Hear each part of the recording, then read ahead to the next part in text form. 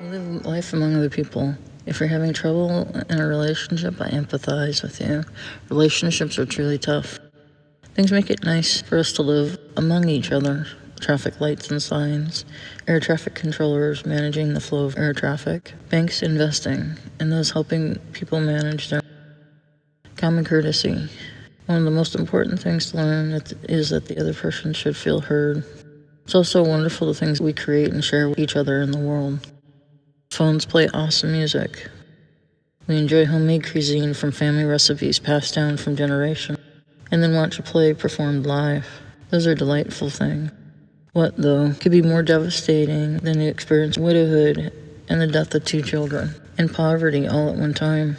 Any one of these losses are overwhelming, and together they make a mountain of grief that Naomi, Ruth's mother-in-law from the book of Ruth, had to swim through. Naomi and her daughter-in-law Ruth dug out from a pile of despair hand in hand. Faced with a hopeless situation, Ruth and Naomi traveled together, not having a lot. Ruth committed herself to Naomi's God.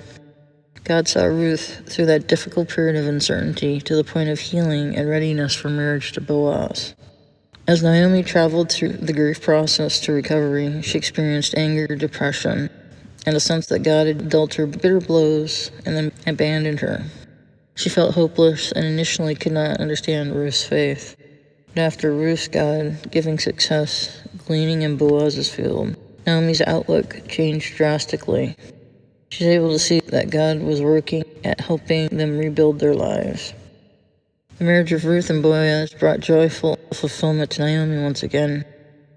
Naomi not only had a son, but a grandson.